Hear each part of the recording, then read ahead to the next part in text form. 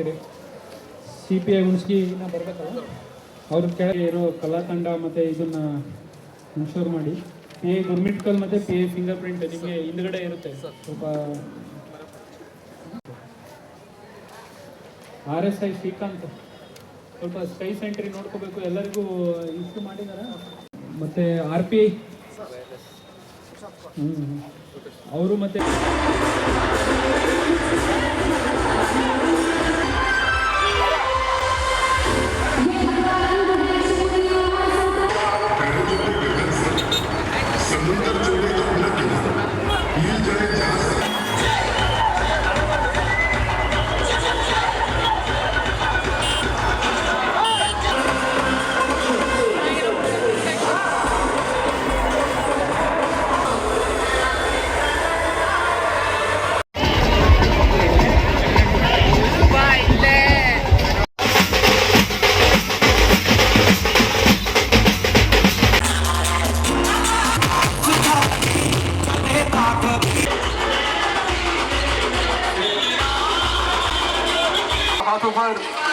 गेला मात्र याचगीरवाला भाष्य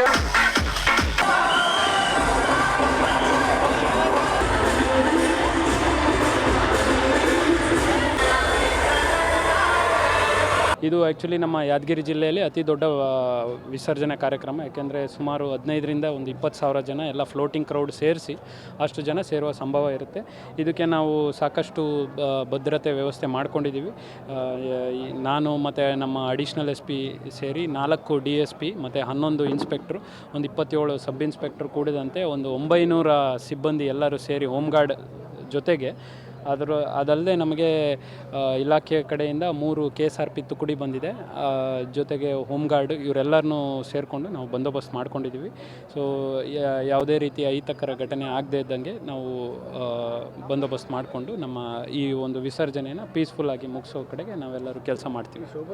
ಅಲ್ಲಿ ಎಲ್ಲಿ ಗಣೇಶ್ ಕೂರಿಸಿದ್ದಾರೆ ಅಲ್ಲಿ ಅಂಬಾಭವಾನಿ ಟೆಂಪಲಿಂದ ಡಿಗ್ರಿ ಕಾಲೇಜ್ ಕ್ರಾಸು, ಸುಭಾಷ್ ಚೌಕು, ಶಾಸ್ತ್ರಿ ಚೌಕು, ಅಂಬೇಡ್ಕರ್ ಚೌಕು, ಗಾಂಧಿ ಚೌಕು, ಮೈಲಾಪುರ ಅಗಸಿಗೆ ಹೋಗಿ ಏನು ದೊಡ್ಡ ಬಾವಿ ಇದೆ ಅಲ್ಲಿ, ದೊಡ್ಡ ಕೆರೆ ಇದೆ ಅಲ್ಲಿ ಇದು ಮಾಡ್ತಾರೆ.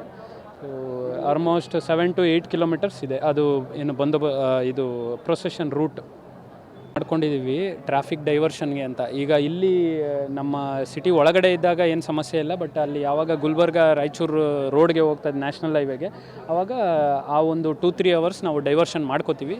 ಅದಕ್ಕಾಗಿ ಸಪ್ರೇಟ್ ಟ್ರಾಫಿಕ್ ಸಿಬ್ಬಂದಿ ಮತ್ತು ಪಾಯಿಂಟ್ಸ್ಗಳನ್ನ ನೇಮಕ ಮಾಡ್ಕೊಂಡಿದ್ದೀವಿ. ಸೊ ಯಾವುದೇ ರೀತಿಯ ಅಹಿತಕರ ಘಟನೆ ಆಗದಿದ್ದಂಗೆ ನಾವು ನೋಡ್ಕೋತೀವಿ. ಡ್ರೋನು ನಮ್ಮಲ್ಲಿ 2 ಡ್ರೋನ್ ಇದೆ. ಅದಲ್ಲದೆ ನಾವು ಗುಲ್ಬರ್ಗಾಯಿಂದ 2 ಡ್ರೋನ್ ಆಪರೇಟರ್ಸ್ ವಿತ್ ಡ್ರೋನ್ ತರಿಸಿದ್ವಿ. ಸೊ ಟೋಟಲ್ 4 ಡ್ರೋನ್ ಇದು ಒಂದು ವ್ಯವಸ್ಥೆಯಲ್ಲಿ ನಾವು ಇದು ಮಾಡ್ಕೊಂಡಿದ್ದೀವಿ.